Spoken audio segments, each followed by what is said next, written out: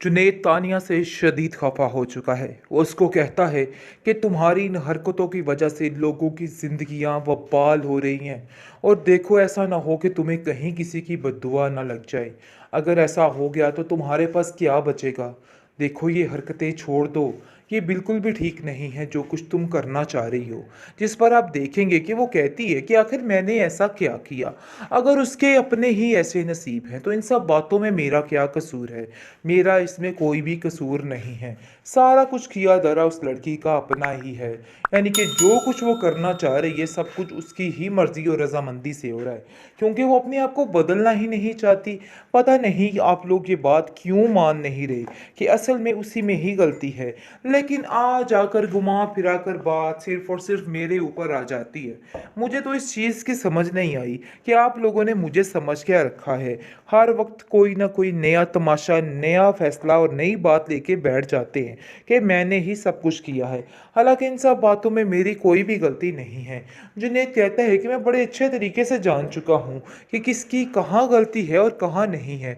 इसलिए मेरे सामने ये भीगी बिल्ली बनने का नाटक बंद कर दो, क्योंकि तुमने जो करना था वो कर लिया।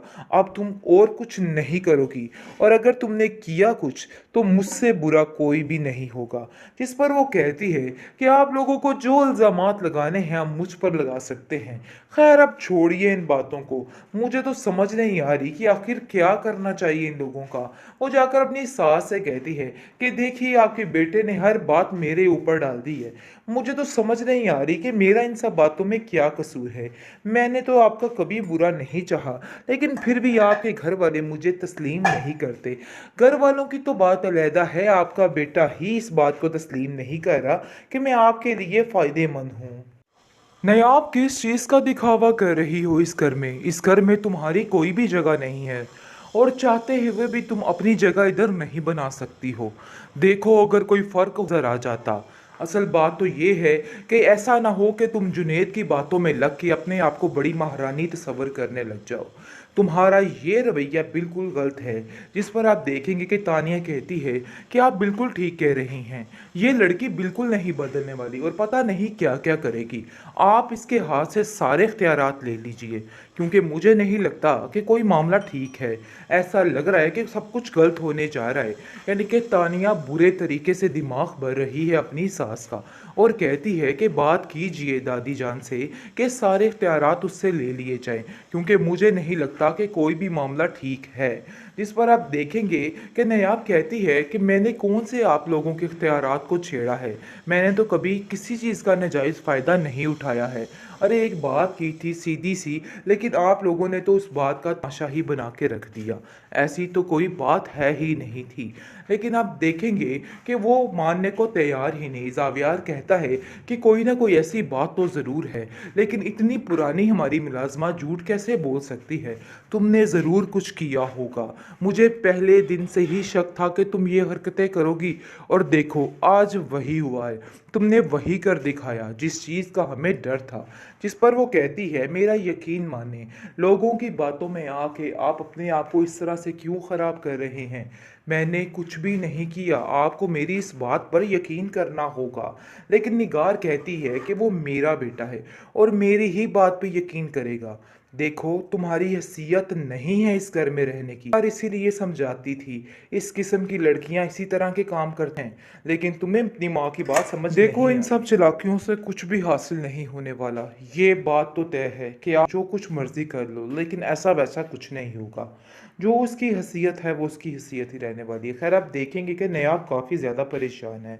जिस पर उसकी अपनी दादी उसको कॉल करती है और कहती है कि मुझे तो बहुत अफसोस हुआ ये सुनकर। इतना भी दीद लिहाज नहीं था जावियार में कि उसने हमें 2 पल के लिए वहाँ पे बर्दाश्त कर लिया हो। मैं तो हैरान ही होगी, मेरी तो अक्ल ही दंग रहेगी। तुम्हारी भाभी इस बात से काफ़ी खफा है। आखिर ये लोग क्या अपने आप को समझते हैं, ऐसा कैसे कर सकते हैं। जिस पर वो कहती है, आप फिक्र मत करें, सब ठीक हो जाएगा। और भाभी को भी समझाइएगा कि दिल में ऐसी कोई भी बात ना रखेगा।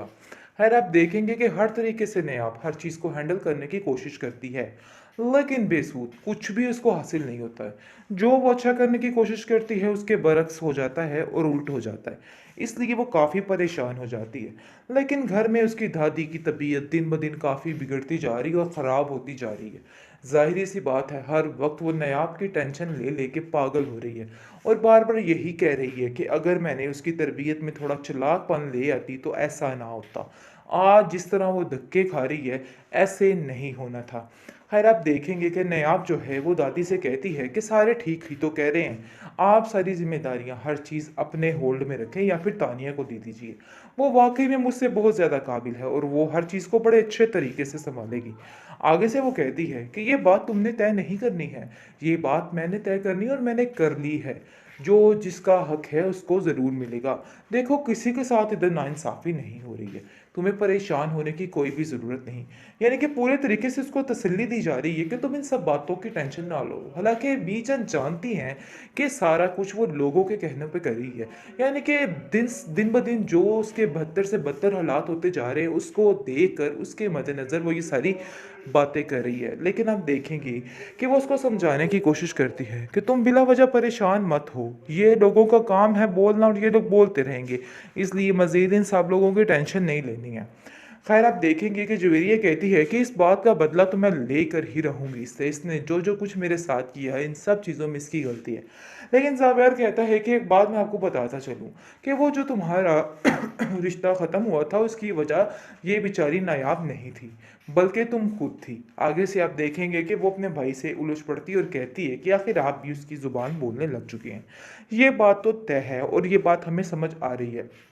लेकिन वो उसको समझाने की कोशिश करता है कि मुझसे खुद नायरा आंटी की बात हुई है, उन्होंने मुझसे खुद सारी बात की है, इसलिए किसी पर बिला वजह तोहमत और इल्ज़ाम लगाने से बेहतर है कि अपनी ज़ुबान को बंद रखा जाए और मज़ीद इस तरह की कोई भी बात आइंदा से तुम नहीं करोगी।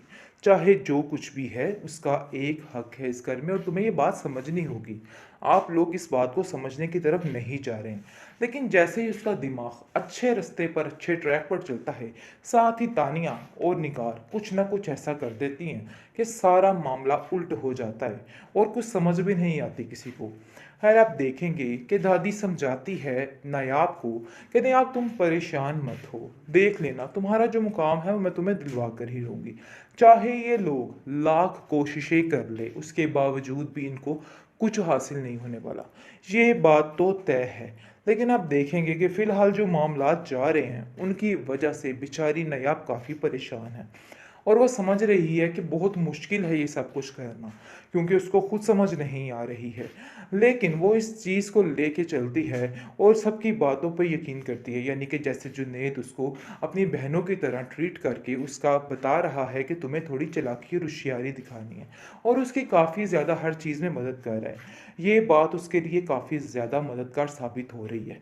लेकिन दूसरी तरफ दादी भी हर मुमकिन कोशिश कर रही है कि हर तरीके से इसको सेव किया जाए और इसको थोड़ा होशियार बनाने की कोशिश की जाए।